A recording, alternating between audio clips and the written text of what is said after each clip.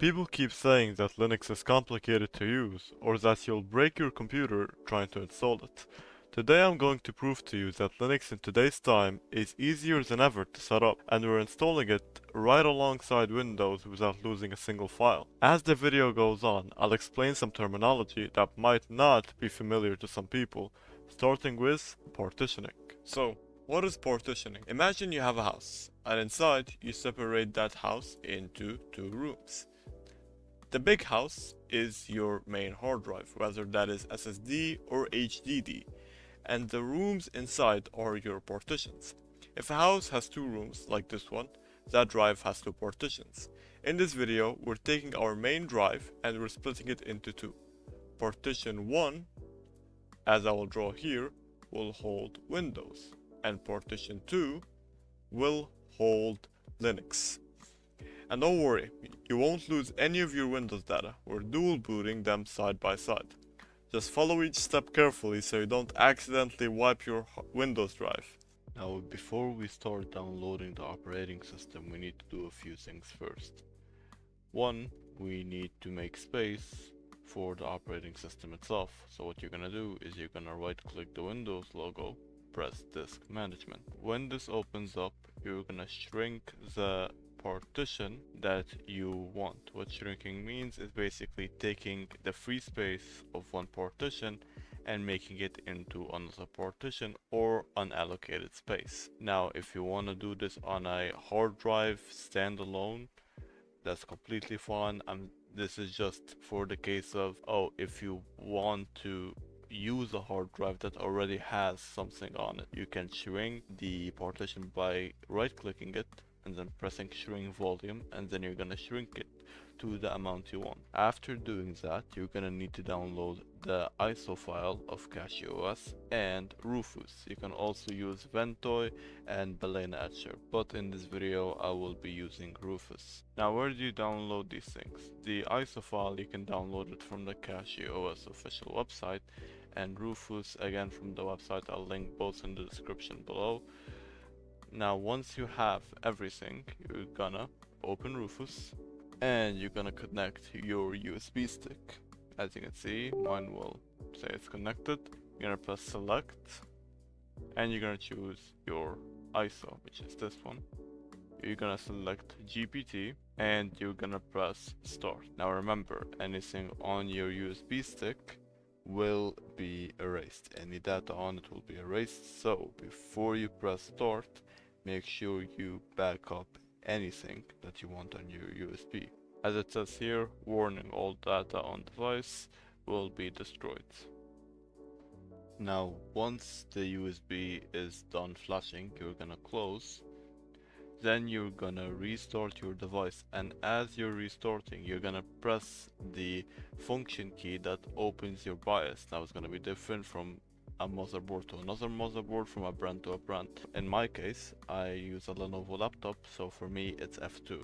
For you, it might be slightly different. Search up your brand before you restart, and once you find out the key, restart and keep pressing it until you boot up in your BIOS. Once you're in your BIOS, you're gonna need to go to your security and turn off security boot. Now your BIOS might look a little bit different from mine, but what I need you to do is look for secure boot and turn it off. Once you do that, you're gonna go to your boot sequence and put your USB device, which, as you can see, my Kingston Data Traveler 3.0, to the very top. Now if you don't know how to move it to the very top, there should be keybinds below that should help you figure out what to press. Like for me, it's F5 and F6 to change the values. Once you have your USB at the very top, you're gonna save and exit. For me, it's F10, and it should boot onto your USB. Now a bunch of code will be appearing at the top. That's completely normal, do not worry. It's basically just Linux booting up. Please focus. There you go. You're gonna choose CachyOS, the first option, and then you're gonna wait a bit. It's gonna start loading some code here. That is completely normal, do not be afraid by this. And you're basically gonna wait till your device boots up.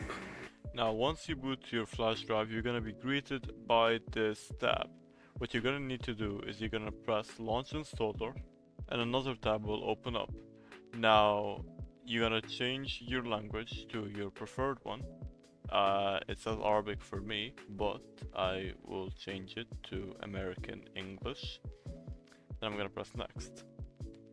Now this is very important for the people who want English numbers and dates, like in the bottom right. You're gonna need to press change and you're gonna scroll down till you see US, ENUS right here, then press OK. This will format all the numbers in your system to be in the American language format. Then you're gonna press next. Your keyboard model and layout, keep it default. And this is your basically the boot manager or bootloader. I'm just gonna keep it default, Limine. And this is very important. You gotta select manual partitioning here and press next. Now, the first thing you have to check is if you're on the correct storage device. Now, for me, it's gonna be the main one. So I'm gonna select it. Now once you select your drive, you're gonna go to the free space that you have made. If it's a drive, basically go to the bottom right and press delete, but make sure you do not delete your Windows partition. After that, you're gonna press create, and we're gonna create the boot first. So you're gonna make the size 4096. You're gonna change the file system to FAT32, the mount point to /boot, as I'm gonna do here, and you're gonna turn on the boot flag. Press OK, and it should create a file that will allow you to boot. Now we're gonna create a new one with all the remaining space. Make sure it's on ext4 with the mount point to the / which is the root folder. Also turn on the root flag, press OK, and everything should be good here. I'm gonna press next. Now, Linux comes with a lot of desktop environments. What a desktop environment is, it's basically the environment that you work on. There are many desktop environments, but for the sake of this video, we're gonna focus on only 3. If you're migrating over from Windows, then the most familiar to you will be Plasma Desktop and Cinnamon. But if you're someone who's more familiar with the Mac environment, then GNOME will feel more familiar to you. Also, the Cosmic Desktop environment has been popping off in the recent times, but for the sake of this video, I will be using GNOME.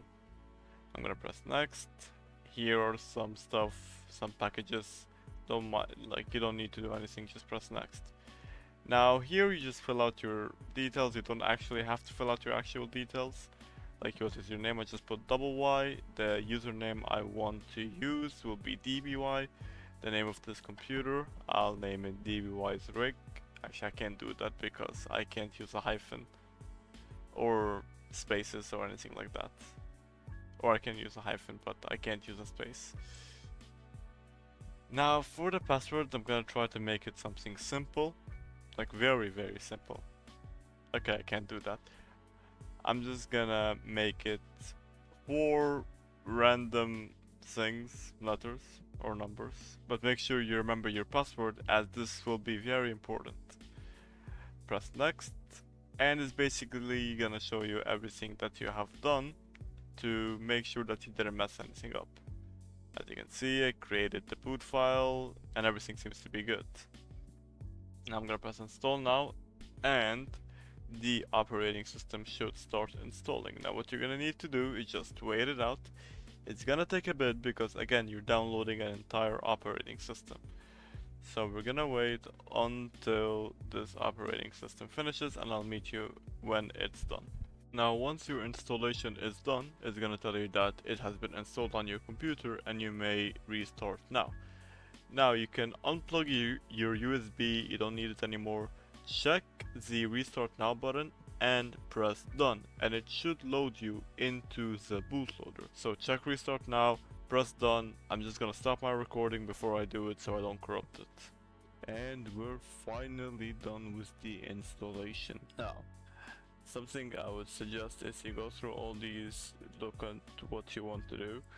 Most importantly is to update your system. So you're gonna do sudo pacman -syu and you're gonna type in your password. It's basically gonna update your entire system, which is something that you always need to do after every installation. Now everything is already updated, so yeah, that's how you install Linux on your PC. It's pretty easy, as I showed you. If you enjoyed, please drop a like and sub, and if anything happened, please tell me in the comments. If anything goes wrong, I'll try to help you, and I hope you enjoyed. Goodbye.